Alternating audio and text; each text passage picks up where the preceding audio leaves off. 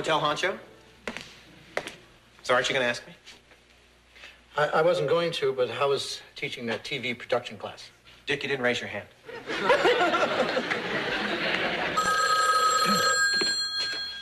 Hello, Stratford Inn.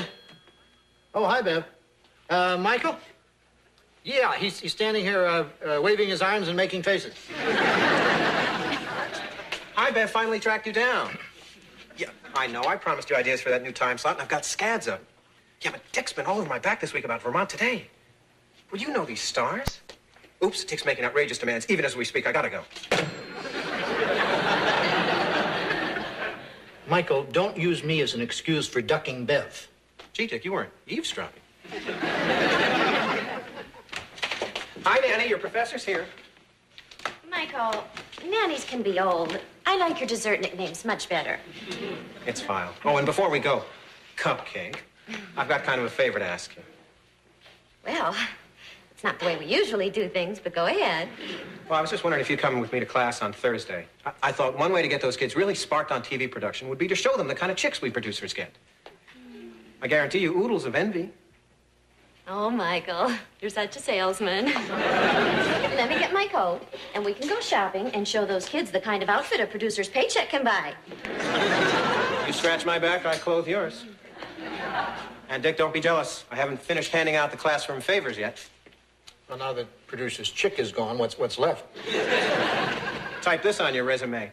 Guest lecturer. Those kids are just drooling to hear from a small market talent. So can I pencil you in? Oh, Michael, you're such a salesman.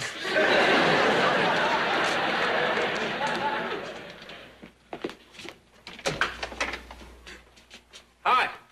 Oh, hi. You must be a guest.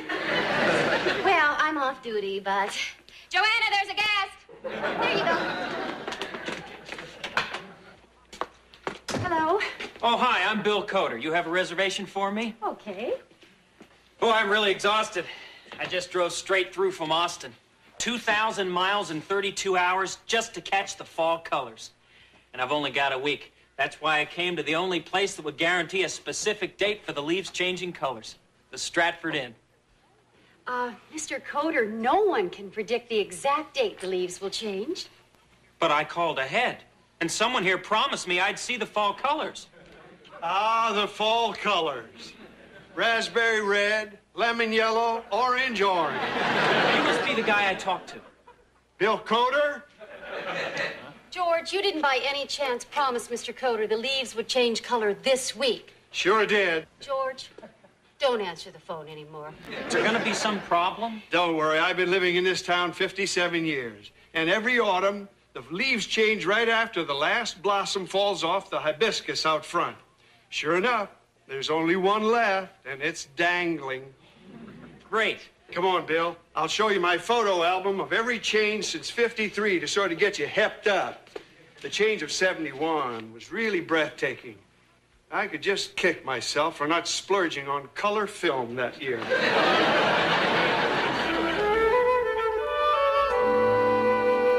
So, summing up my philosophy, I say, forget PBS, just go for the bucks.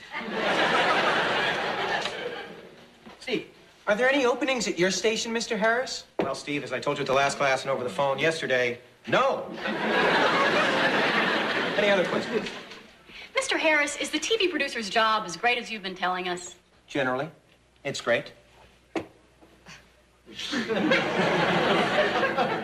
But it has its rough spots. Like, every 10 years or so, television buckles under to the outcry for quality programming from small bands of snobby elitists. Your best bet during these periods is to just lay low. Because eventually, the viewing public will stand up as one and say, we want a chimp show. I have an idea for a show about a family torn apart by divorce, but it could work just as well with chimps. Mr. Harris, I've been working on a script about the struggle of living with agoraphobia. Now, see, that's a perfect example of the trouble with TV movies lately. They've been so busy glorifying trendy diseases and torching spouses on their certas that they've forgotten to have fun. So, in your professional opinion, Mr. Harris, what does make a good television movie? Simple. You just reunite the cast of any '70s sitcom or family drama, for a wedding or a funeral, depending on the health of the older actors. And you've got yourselves a 2-hour through the roofer. Your biggest problem is recasting the holdouts, but sometimes God is with you. For instance, when they went to redo What's Happening, the entire cast was available. You know what I think television really needs? More heart. Exactly my point. What's got more heart? Then Keith, Danny, all the Partridge Kids reunited to sing at the wedding of their mom, Shirley, to Reuben Kincaid. Not television heart. Normal people with real concerns. Why not a citizens forum? Sort of an electronic soapbox. Yeah. Any chance, Mr. Harris? It lacks something. Some twist. Maybe if you cast Audrey and Judy Landers as the real people with... Maybe Jimmy Osmond heading up the house band. You're missing the point, Mr. Harris. Oh? I think my success as a producer speaks for itself. And I say, Landers or not, you've got yourself a yawn fest. Oh, are you here to clap the erasers?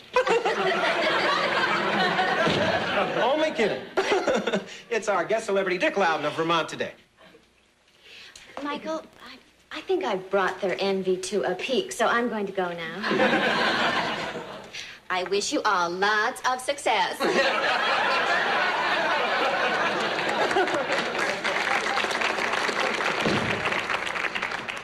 Well, I guess there's nothing else to do but bring on our guest. I hope he's not nervous, because usually he doesn't have this big an audience. Here he is, Dick Loudon. Oh, thank you for that smattering of applause. Mr. Loudon, Steve Wenzel. Is it true there's a lot of nepotism in this business? Because if it is, I've been checking out a few things, and I may be distantly related to you. As well as to you, Mr. Harris. My guess is that you're probably more related to Mr. Harris. Now, can we break up this emotional family reunion and get to tonight's subject, local television? I can't tell you what a pleasure it is to be able to talk in class without getting yelled at. Good joke, Mr. Harris. Mr. Harris? That's right. Nothing comes out of your mouth that hasn't gone through Mr. Harris's typewriter. Remember about insulating the on-air talent from the cold realities of the business? Exactly. What did he say? Well, Mr. Harris told us that as Vermont Today is talking head, you're more or less his puppet.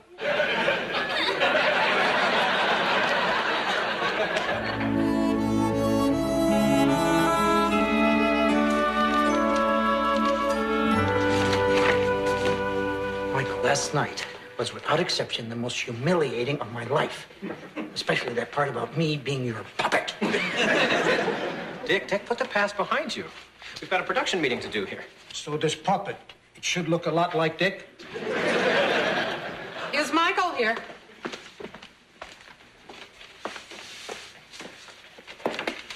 And bless the production meeting, and please keep us on budget. Oh, Bev. Michael, I'm still waiting to hear your ideas for the new show. We've only got 8 days to put whatever it is on the air, so I want your ideas, and I want them now. Well, Bev, I was trying to buy some time to flesh them out, but the basic concepts are hot. So is the water you're standing in. Okay. Sizzler number 1.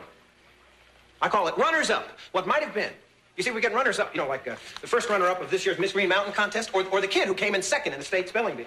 And we get those losers on the show and invite them to badmouth the winners on camera.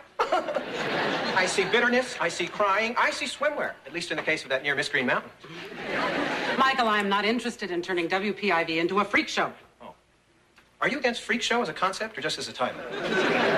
I'm looking for something with heart. Okay. How about Battle of the Senior Citizens? Athletic competitions between rival retirement homes. Old folks scream heart. Yeah, especially after about 3 laps around the track. Michael, I'm interested in quality, not body count. Obviously, I was wrong about you. Programming isn't your future. Bev, if you just give me a couple more days. I'm going to make a few phone calls, see if I can't scramble up something last minute to fill the slot for now. And, Michael, I want you in my office in 10 minutes. Dibs on his parking space. Oh, Hart! How about, Citizens Forum? Real people? Real gripes? Nah. I like it. Kind of an open microphone, man on the street. What's your beef? Michael, I never thought I'd say this about one of your ideas, and it worries me. But I like it too. Well, it's kind of rough, but I know I can make it work. I mean, picture the Lander sisters as the real people. I'm not worried anymore. Michael, it was perfect the way you first said it. Simple, uncluttered television with heart. We can have it on the air by Saturday. Congratulations. Bev, it's just I don't feel right pitching this show. I mean, it's just you put a lot of pressure on me. Obviously, you work best under pressure. Fred, I agree, Michael.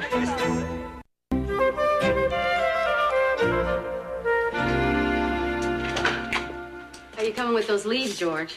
Not so good. That stupid blossom is still dangling, and the leaves won't change till it falls. Well, why don't you just pluck it, George? I don't want to play God, Joanna. Hi, Mrs. Loudon. Hi, George. Hi. I looked outside my window this morning and everything was sure green. And you seem okay with that. Well, sure. I read that the longer the leaves stay green, the more vibrant the colors when they do turn. Boy, this place must be gearing up for a real show. Yeah. I got some serious nudging to do.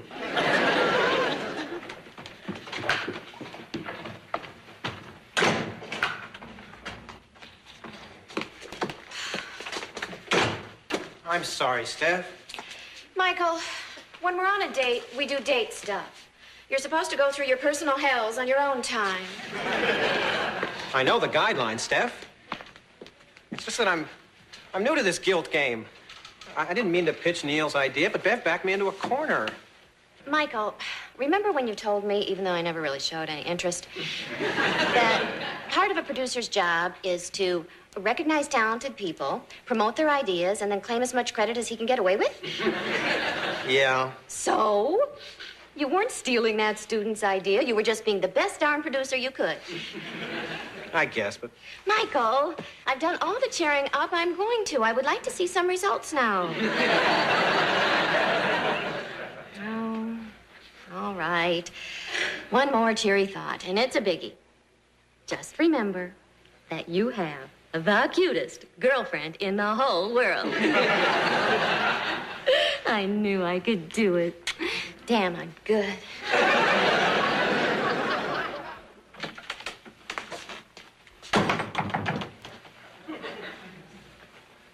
Dickie, you got a Momo for man-to-man, heart-to-heart?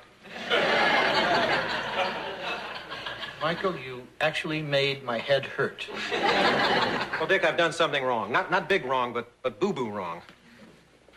And I just want you to yell at me. Huh? Dick, I've been feeling guilty about what I did to you, yesterday in class, among other things. And I just want you to give me that verbal spanking I deserve. Just verbal. Come on, Dick, take the safety off that tongue. Oh, all right, Michael. Michael, you know that was really a pretty crummy, pretty crummy thing that you did to me in class. Louder, Dick, more venom. I mean, shame on you. Michael, anger isn't something that I can just call up on the spur of the moment. I stole Citizens Forum from a student. You what? That's great, Dick, just what I came for. You took an idea from one of the kids? You slime. Yeah, Dick, I think you're flirting with overkill. Michael, you had better do the right thing. I will.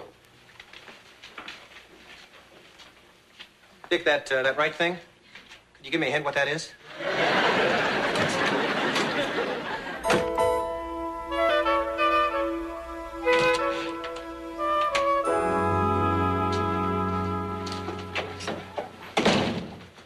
it's time for class.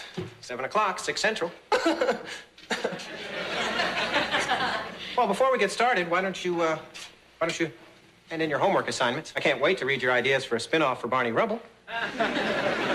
Just pass them forward. Well, I guess Barn didn't spark anyone. We saw the promo for Citizens Forum last night. You know something funny? Right after I sold Citizens Forum to the station, I couldn't shake the feeling we discussed something similar in class. You stole that idea from the class. Well, no, I don't think it's quite that simple. You know how it is when a group of people are brainstorming. After a while, you just sort of forget who came up with the idea in the first place. It was Neil. Way to go, Neil. I want you to know I'm gonna do the right thing.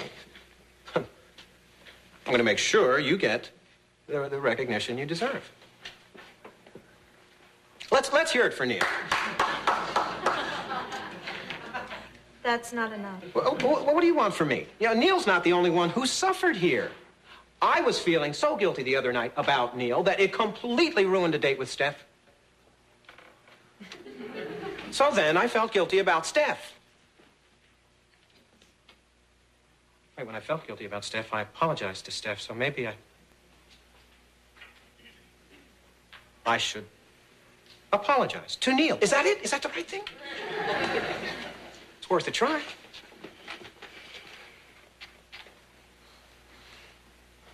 Sorry. So why do I still feel guilty? I mean, that's always so cleansing for Steph. Did that do anything for you, Neil? Don't talk to me. Talk to my lawyer.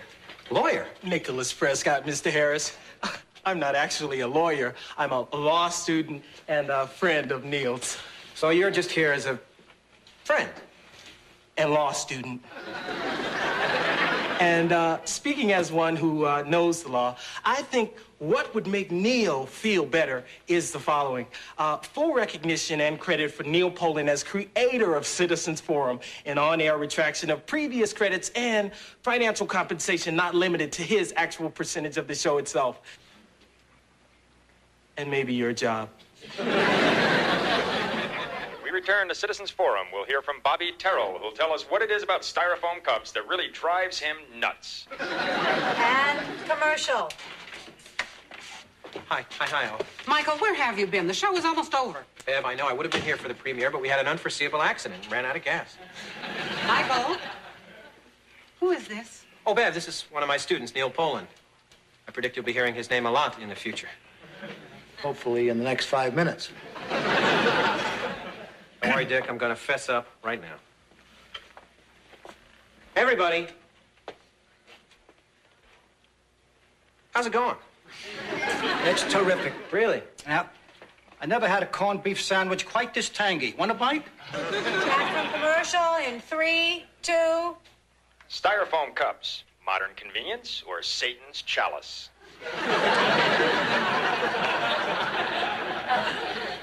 Bev, can we discuss Citizens Forum privately? Michael, I'm sure it can wait until after the show. Bev, actually, I think this is something you'll want to discuss before we roll credits. Bev. Nice frock. And did I mention that Neil is the kid who inspired me to create Citizens Forum? By coming up with the premise, the format, and the title. You stole the idea? Of course not, Bev. Neil's lawyer friend said the proper phrase is unlawful appropriation. Oh. But Bev, the important thing is I told the truth, and the guilt is gone. However, it's rapidly being replaced by fear for my job. But I'm sure that fear will be gone in a minute, right, Bev? Once again, dynamite dress. Miss Dutton, you've got to come quick. The whole switchboard is lit up. Both lines? People really love the show, huh? No, they hate it. 23 calls, and they all feel they've got real problems and just wish our people would quit whining about their own petty complaints. Vern, the gopher, meet Neil, the creator of Citizens Forum. But I thought you... Hey, Mark, did you meet Neil, the creator of Citizens Forum? You know how it is when a group of people are brainstorming, and before long, you forget who came up with the idea. It was Neil. Dick, you were right. I told the truth, and I feel great. His show. His show. Hey, everybody, meet Neil. Sorry about the leaves, Mr. Coder, but there's always next year. Actually, there's later this year, but I guess you can't stay. That was sort of the reason for calling ahead. It wasn't such a bad vacation. Saw them make butter. Saw them make cheese. Saw them make maple syrup. Well, I'm sorry George isn't here to see you off. Actually, I haven't seen him around since yesterday. Well, that's okay. I'd probably kill him. Well, so long. So long. Not so fast, Coder. In living color, direct from the state of Maine.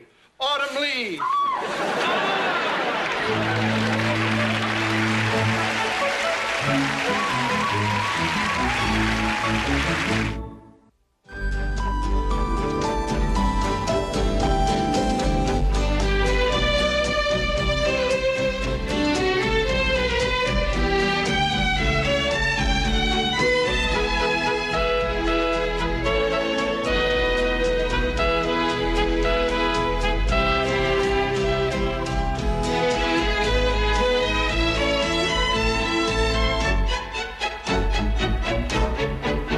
Meow. Well, I was just wondering if you'd come with me to class on Thursday. I thought one way to get those kids really sparked on TV production would be to show them the kind of chicks we producers get. I guarantee you oodles of envy. Oh, Michael, you're such a salesman. Let me get my coat, and we can go shopping and show those kids the kind of outfit a producer's paycheck can buy. You scratch my back, I clothe yours. And Dick, don't be jealous. I haven't finished handing out the classroom favors yet. Well, now that producer's chick is gone, what's left? Type this on your resume. Guest lecturer. Those kids are just drooling to hear from a small market talent.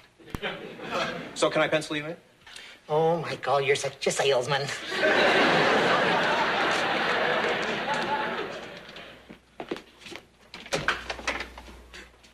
Hi.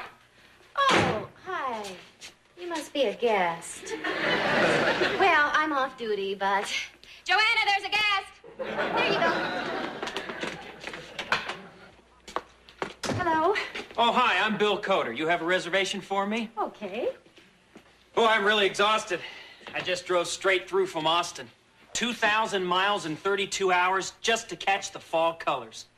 And I've only got a week. That's why I can't...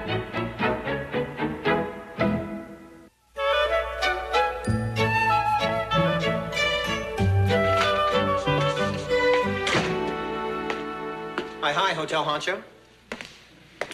So aren't you going to ask me? I wasn't going to, but how was teaching that TV production class? Dick, you didn't raise your hand.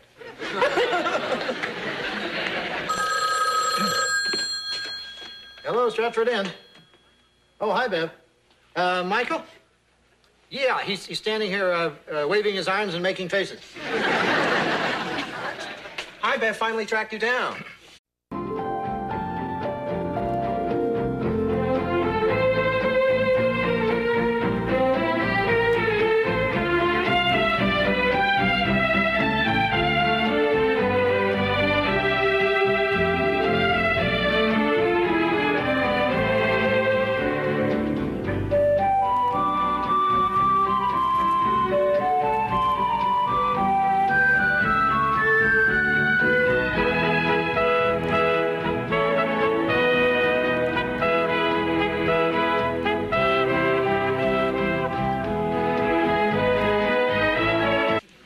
I know, I promised you ideas for that new time slot, and I've got scads of them. Yeah, but Dick's been all over my back this week about Vermont Today. Well, you know these stars. Oops, Dick's making outrageous demands. Even as we speak, I gotta go.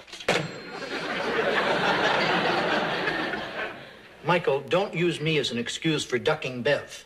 Gee, Dick, you weren't eavesdropping. Hi, Nanny, your professor's here. Michael, nannies can be old. I like your dessert nicknames much better. It's filed. Oh, and before we go, Cupcake, I've got kind of a favor to ask you. Well, it's not the way we usually do things, but go ahead.